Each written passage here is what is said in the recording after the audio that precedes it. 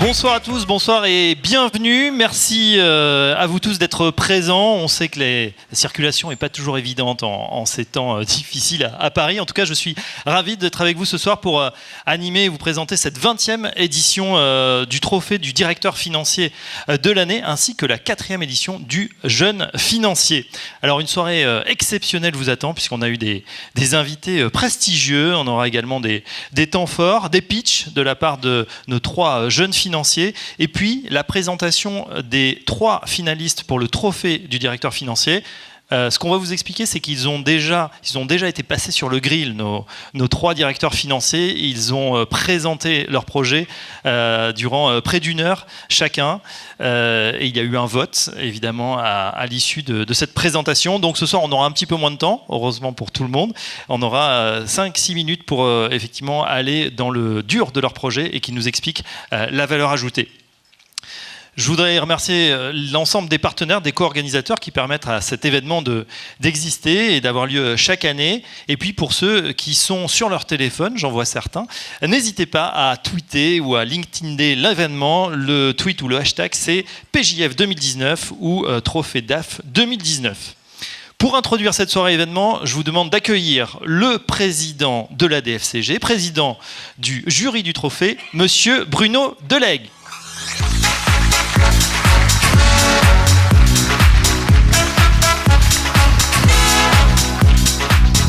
Bonsoir Bruno. Bonsoir Fabrice, bonsoir mesdames et messieurs, bienvenue. Merci d'être là avec les grèves en cours, vous êtes très nombreux, je vous remercie infiniment d'être là.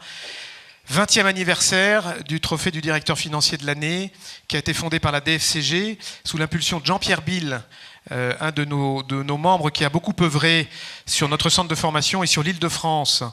Donc un trophée attendu tous les ans et je suis très heureux de vous recevoir pour fêter cet événement. Un petit résumé de nos 2 jours, parce que vous savez que le trophée clôture Financium, notre congrès annuel, et je voudrais picorer quelques petites interventions diverses qui ont eu lieu sur le thème de notre Financium, concilier sens et complexité. Nous avons eu la chance d'accueillir Hubert Védrine en ouverture de ce Financium, qui nous a parlé de 2 choses, la complexité de notre monde. Et il nous a employé un terme que je trouve excellent, très original, l'écologisation. Il veut dire par là que la transition écologique, c'est pas suffisamment puissant, puisque l'écologie, c'est pas demain, c'est pas dans 2 jours, c'est aujourd'hui. Et ce terme d'écologisation, je trouve, est extrêmement fort et exprime parfaitement que nous avons besoin dans notre monde de respecter notre planète. Mathilde Lemoine nous a parlé du choc des blocs. États-Unis, Chine, et elle a repositionné l'Europe dans ce choc des blocs. Et c'est vrai que l'Europe aujourd'hui doit être une puissance économique à travers le monde. Je suis profondément convaincu de l'avenir de l'Europe. Nous en parlerons tout à l'heure avec monsieur le gouverneur. Bruno Metlin, quant à lui, nous a expliqué que les nouvelles technologies transformaient totalement nos métiers de directeur financier. Et enfin, René Ricol, ce matin, nous expliquait qu'un projet d'envergure ne peut réussir que par un travail collectif. Alors voilà des qualités que nous avons retrouvées dans nos 3 nominés et chez nos jeunes financiers, des qualités d'esprit d'équipe, d'agilité, d'ouverture. Au-delà du projet technique, vous le verrez, ce sont des projets techniques d'envergure, de très très beaux projets. Et c'est ce qui caractérise notre trophée, c'est l'aventure humaine. Et je crois que dans tous les nominés que nous avons, il y a réellement une aventure humaine. Vous le savez, Christine Lagarde réunit pour la première fois de son mandat le Conseil des gouverneurs à Francfort demain. Et qui mieux que le gouverneur honoraire de la Banque de France et l'ancien président de la BCE pour nous parler de toutes ces questions ce soir. Vous le connaissez tous, donc je n'ai pas besoin de vous le présenter, mais je vous demande de l'accueillir sous vos applaudissements, s'il vous plaît. Merci à Jean-Claude Trichet de nous rejoindre.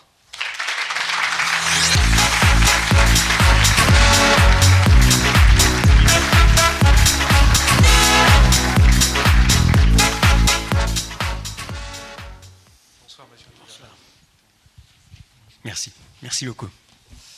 Bonsoir Monsieur le Gouverneur, merci d'être présent avec nous ce soir. On va s'avancer un petit peu. Alors effectivement, Bruno Delègue l'a dit, baptême du feu pour Christine Lagarde, c'est demain.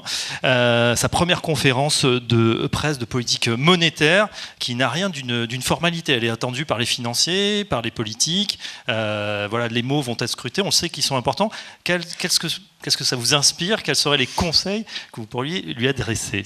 Écoutez, j'ai le souvenir moi-même d'avoir été exactement dans cette position. Ceci dit, elle est déjà intervenue devant le Parlement européen. Elle a dit des choses intéressantes qui ont été scrutées, qui ont été analysées. Elle a eu l'occasion aussi, au moment du passage de témoin, de faire un discours qui était, à mon avis, extrêmement pertinent. Donc, je n'ai aucune inquiétude pour ce qui concerne sa conférence de presse de demain.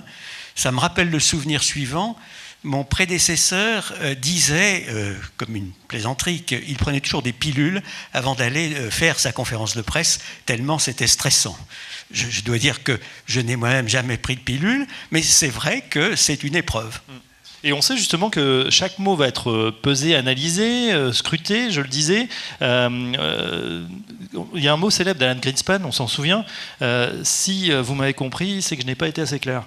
Est-ce qu'on peut dire ça aujourd'hui, en 2019 encore, quand on dirige un organisme tel qu'une banque centrale? Il a dit ça avant le krach obligataire de 1994, dont tout le monde a le souvenir, et c'était très solennel. Il était au Sénat des États-Unis, il avait planché pendant 1 heure, et un sénateur a dit, si j'ai bien compris, vous allez donc baisser les taux d'intérêt lors de la prochaine réunion. Et alors Greenspan est devenu tout pâle, et il a dit, monsieur le sénateur, si vous croyez avoir compris ce que je viens de vous dire, c'est que j'ai fait une erreur quelque part.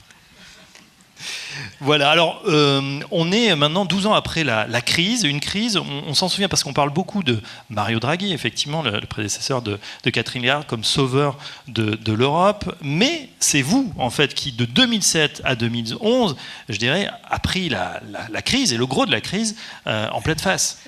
J'ai eu en effet les subprimes qui m'ont conduit à donner de la liquidité à hauteur de 95 milliards d'euros au marché le 9 août 2007.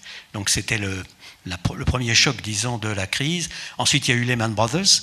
On n'a pas eu un seul Lehman Brothers, une seule banqueroute tragique en Europe, ce qui a demandé d'ailleurs des efforts énormes à la fois de la part de la Banque Centrale Européenne et des gouvernements, parce que un seul gouvernement, flanchant, si je puis dire, et ne prenant pas à bras-le-corps le problème, aurait pu nous donner, en effet, l'équivalent de ce qui s'était passé aux États-Unis.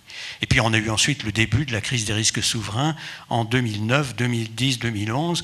Et là, il a fallu, avec mes collègues, que nous prenions des décisions incroyablement audacieuses, qui d'ailleurs ont provoqué la démission de 2 de mes collègues, tellement ils étaient en désaccord avec l'acquisition sur le marché secondaire des dettes. 2 collègues allemands.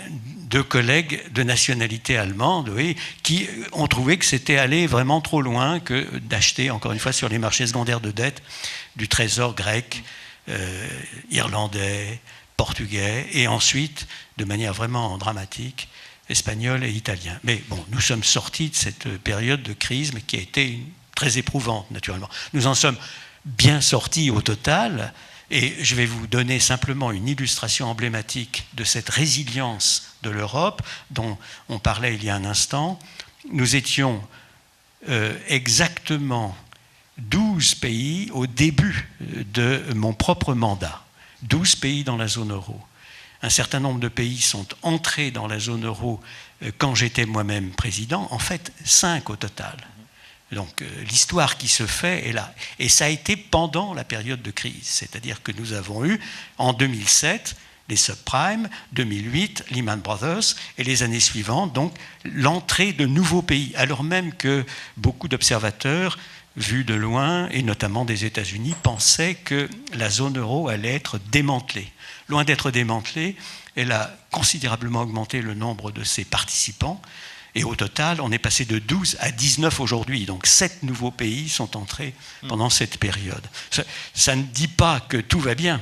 Ça dit simplement que c'est beaucoup plus solide et résilient qu'on ne le soupçonne parfois. Alors, et pourtant, on a, malgré des plans de quantitative easing, de rachat de dette, des milliers de milliards d'euros, de dollars ont été injectés dans l'économie, avec des résultats mitigés, dit-on, quand on regarde la croissance, mais aussi l'inflation. Qu'est-ce qu'il faut faire maintenant ? Alors, quand on parle de résultats mitigés, il faut évidemment savoir avec quoi on compare les résultats. La bonne comparaison serait que se serait-il passé s'il n'y avait pas eu de la part de la Banque Centrale Européenne, de la Banque du Japon, de la Banque des États-Unis, de la Banque d'Angleterre, de la Banque de Suisse, de la Banque de Suède, des mesures extraordinairement audacieuses, en effet, non conventionnelles à l'évidence. Mon sentiment et le sentiment de tous les banquiers centraux des pays avancés est qu'il se serait passé des événements très graves. Il faut bien voir, on a échappé à une dépression du type de celle de 1929-1930 au XXe siècle, en réalité, grâce à des décisions extrêmement rapides et extrêmement audacieuses. Donc la menace était extrêmement forte et l'absence de fonctionnement normal des grands pays avancés demeure. Sinon, on ne voit pas en effet pourquoi même les Suisses, qui sont le sanctuaire, si je puis dire, de la sagesse monétaire et budgétaire, feraient des efforts aussi considérables avec des taux d'intérêt négatifs à moins 0,75%. Alors justement, ces taux d'intérêt négatifs, on est devant un parterre de directeurs financiers qui doivent jongler avec cette nouvelle donne, des taux à zéro, des taux négatifs. Alors ça peut être pratique quand on emprunte, mais ça pose aussi des problématiques dans la gestion du cash, on y reviendra. Qu'est-ce qu'on dit? Ça, c'est aussi un nouveau paradigme. Comment on en sort de ce... Et peut-on en sortir de ces taux négatifs? Alors, d'abord, ce n'est pas parce que les banquiers centraux sont devenus aberrants dans tous les pays avancés, pratiquement, que nous avons ce phénomène. C'est parce qu'il y a des raisons assez profondes derrière. Alors, on peut les énoncer. J'ai évidemment pas le temps de les décliner avec beaucoup d'attention, et je lasserai l'attention de l'audience. Mais, premièrement, on a un potentiel de croissance qui a été très ralenti, avant même la crise d'ailleurs. Lié en particulier au fait que les progrès de productivité ont diminué considérablement entre les années, disons, 95-2005 et les années suivantes. Ça, c'est un phénomène qui, évidemment, entraîne que les taux d'intérêt d'équilibre sont beaucoup plus bas qu'ils ne l'étaient auparavant. C'est un phénomène très important. On a ensuite d'autres phénomènes dans les pays avancés, particulièrement avec une absence de réforme structurelle qui est vraie chez nous, évidemment, mais qui est aussi vraie chez les pays avancés en général. On a enfin, dans les pays qui ont le plein emploi, un dynamisme des traitements et salaires, un dynamisme des coûts unitaires de production, comme disent les économistes, qui est très insuffisant par rapport à ce qu'on observait auparavant. Le mélange de ces trois éléments et d'un certain nombre d'autres sur lesquels je ne peux pas entrer fait que, effectivement, nous avons une inflation extrêmement basse et par voie de conséquence, pour éviter la matérialisation du risque de déflation, des taux d'intérêt anormalement bas. Alors, j'espère ardemment qu'on va en sortir, mais ce n'est pas les banques centrales qui, d'un coup de baguette magique, peuvent nous en faire sortir. C'est l'économie réelle qui a besoin d'avoir, en effet, plus de croissance et plus d'évolution nominale dynamique. Si nous avions effectivement une inflation à 2% et se stabilisant et oscillant autour de 2%, nous n'aurions pas besoin d'avoir des politiques aussi accommodantes, aussi extrêmes. Voilà, comme l'économie devient simple quand on est en compagnie de Jean-Claude Trichet, qu'on peut applaudir. Merci beaucoup. Merci. Et à tout à l'heure pour la remise des prix.